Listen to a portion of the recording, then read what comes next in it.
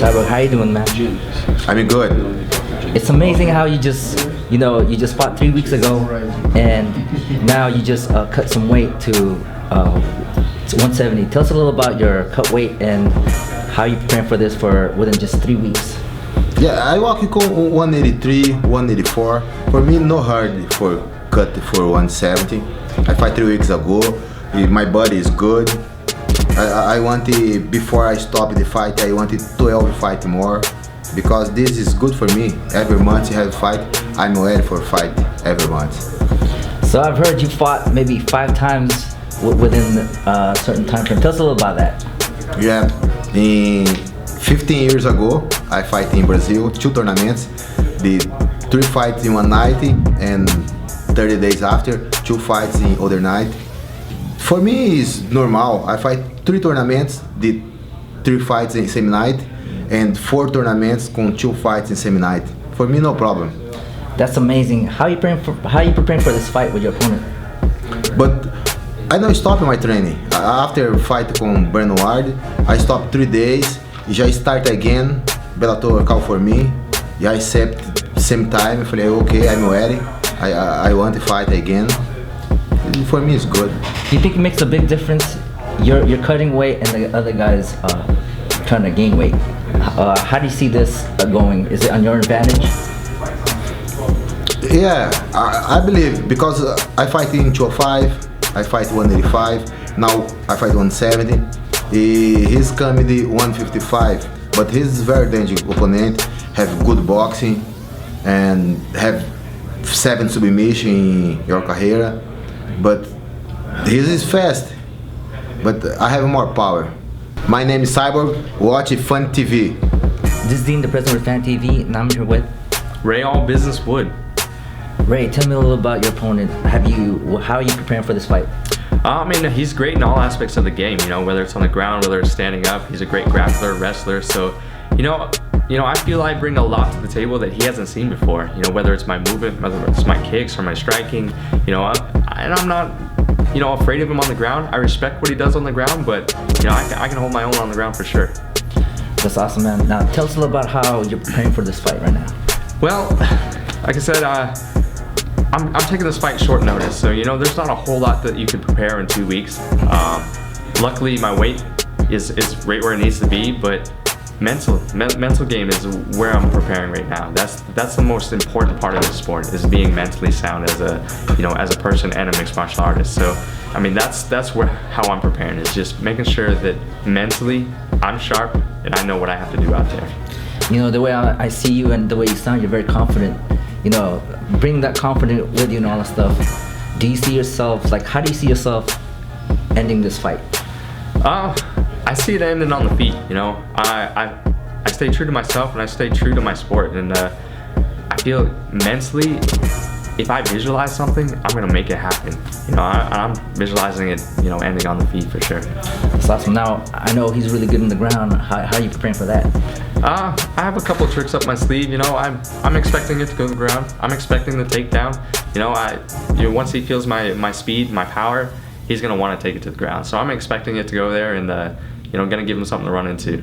Well, we wish you luck, man. I'll see you on Saturday. I appreciate you. Thank you. Hey, this is Ray All Business Wood, watching Fan TV. This is Dean, the president of Fan TV, and I'm here at Bellator, and I'm here with Andre Fial. How you doing today, man? I feel great, man. I feel great. I know you're probably excited about what's going on this Saturday, but tell us a little about how you're preparing for this fight. Man, I didn't have too many time to prepare because they called me last was short notice. But Luke was starting his camp and we were training together, so I was training. Even before Luke started his camp, I was training anyway. And when they called me, man, I feel ready. I feel better than ever. I feel in one of the best shapes in my life. Even was 2 weeks notice, and I can't wait, man. Can't wait to get there Saturday night. That's awesome. I heard that you fought 3 guys in one night. Yes, I did. How did that work, man? Man, it was good. It was awesome. I mean, I started I was not focused because I fought a teammate, and I was not in the fight, but he tagged me in the last minute of the first round, and I kind of wake up. I got that click, and yeah, first minute of the second round, I knock him out, and then I started fighting. I was me after that one. It was great. How is it right now training at AKA? Man, it's unbelievable. You know, I always look up to those guys, and now I like my team partners and friends, man. And it's awesome. The level is so high, and man, I grew every day. It's unbelievable. So how do you see this fight ending, man?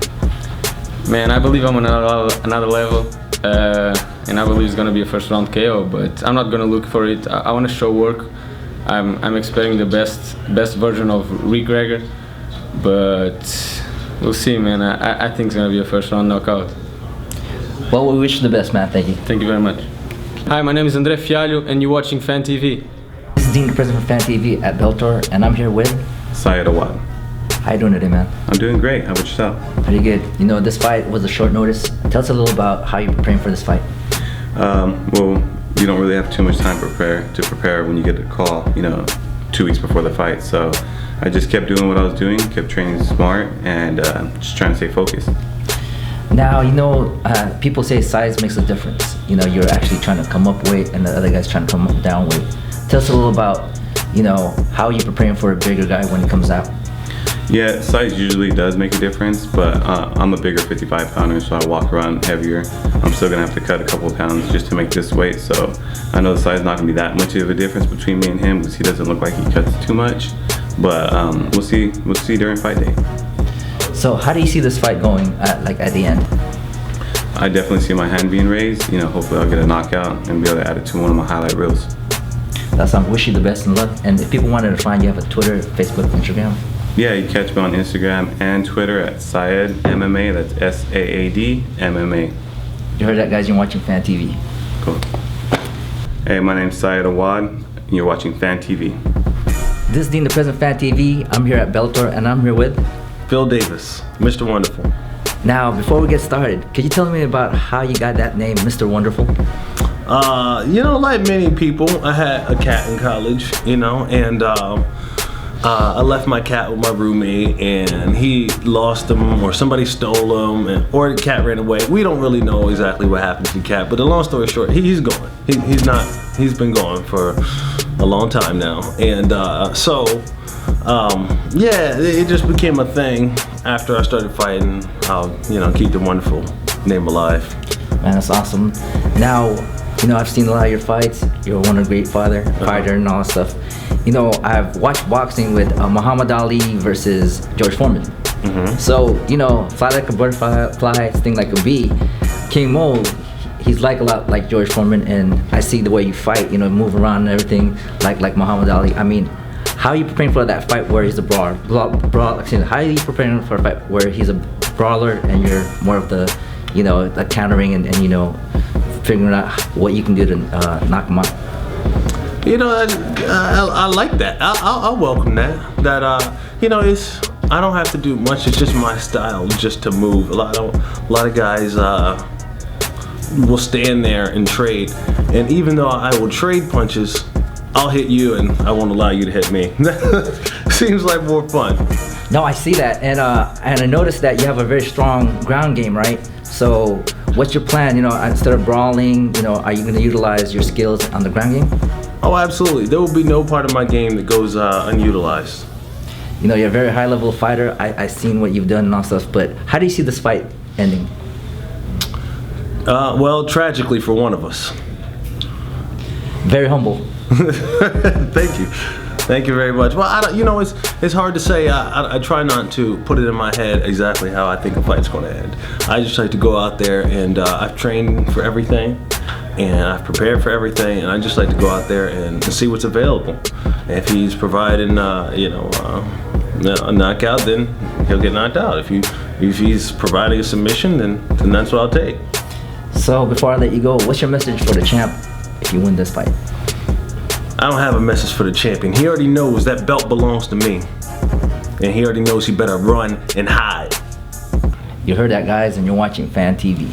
Hey, I'm Phil Davis, Mr. Wonderful, and you're watching Fan TV. This is Dean, the Prince, Fan TV. I'm here with Bellator, and I'm here with... King Mo, what's up? King Mo, tell us a little about how you got that name. I used to wrestle overseas, Olympic style wrestling, and my boy was like, Mo, when you wrestle, the crowd loves you. You're the king of the crowd. So I'm gonna call you King Mo. So I just remember that. That's awesome. You know, I've seen a lot of your fights, man. You're very flamboyant, very entertaining when you come out there. I mean, tell us a little about that, man, because you're not only smooth and cool, but you know what? You have a lot of knockout power, and you're a dangerous fighter. Well, the answer I can't get from pro wrestling, because really without pro wrestling, you wouldn't have MMA. Pro wrestling is everything to me, you know. Look at Ali. Ali got his persona from Gorgeous George, who's a former pro wrestler. You know, pro wrestling, one thing in pro wrestling, you learn how to market yourself, and that's what I did. Like, try to entertain and put on a show. I got all that from pro wrestling. That's awesome. You know, I was talking about, I was asking Phil this about, you know, I was seeing like, you know, the way the fight's going to be, it's like, you know, Muhammad Ali versus George Foreman. But you're not George Foreman, because I know, you know, you have your all-ground game, you're well-rounded. I know he's moving out a lot, and, you know, probably swinging and just kind of engaging you. How are you preparing for that? Just by walking him down, because, you know, he can't, it's like this.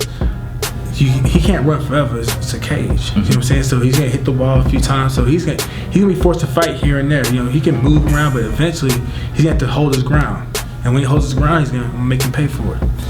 You know, I know that you can move around all you want, but with that power and the way you knock out people, you know, it only takes one shot for them to go down. How you plan to maybe kind of gauge where he's gonna be and how you're gonna hit him and what angle? You just cut the cage off. You punch where he's gonna be at. You don't aim at the target. You punch where the target's gonna be.